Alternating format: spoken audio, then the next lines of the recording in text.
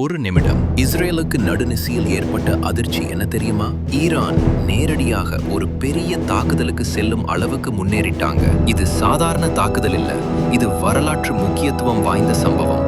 இஸ்ரேலும் ஈரானும் பழைய எதிரிகள். ஈரான் ஹமாஸ், ஹெஸ்போலா மாதிரியான அமைப்புகளுக்கு ஆதரவு கொடுக்கிறது. இஸ்ரேல் இதை தேசிய பாதுகாப்புக்கு ஆபத்துன்னு சொல்லிட்டு தாக்குது. இதனால தான் இந்த பகுதி எப்போதுமே பதற்றமாகத்தான் இருக்குது. இன்று அதிகாலை ஈரான் ஒரு பெரிய தாக்குதலை நடத்தியிருக்காங்க. ட்ரோன்கள், மிசைல்கள் எல்லாம் ஒரே நேரத்துல பறந்ததாம். இஸ்ரேலின் ஹைஃபா மற்றும் டெலவிவ் பகுதியில் தாக்குதல் நடந்திருக்குது. ஹைஃபாவில் ஒரு ரிஃபைனரி மெகா ஃபயர்ல இருக்குது.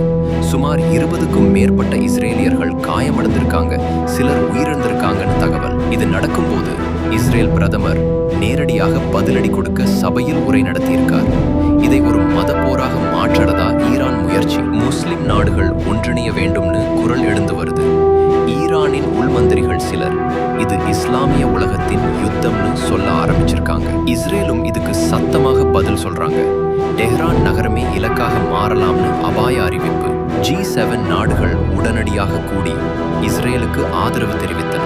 அமெரிக்கா தங்கள் விமானக்கரங்களை அருகில் இருக்க சொல்லி தயார் நிலையில வச்சிருக்காங்க. யூரோப் நாடுகள் தங்களது குடிமக்களை இஸ்ரேலில் இருந்து வெளியே அழைத்து வர ஆரம்பிச்சாச்சு. இந்த போர்ல உலக நாடுகளும் பிணைக்க போதா? இதை ஒரு பெரிய போராக பார்க்கலாமா? இல்லை என்றால் இன்னும் சில நாட்களில் அமைதி ஏற்படும் வாய்ப்பு இருக்கா?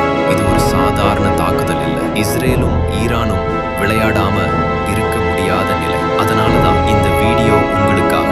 இந்த மாதிரியான அதிரடி சம்பவங்களையும் வரலாற்று நிகழ்த்தங்களை தமிழ்ல பார்க்கணும்னா டைம் ஸ்டாம்ப்ட் சேனலுக்கு இப்போதே சப்ஸ்கிரைப் பண்ணுங்க. பக்கத்துல இருக்கிற பெல் ஐகானையும் கிளிக் பண்ணுங்க.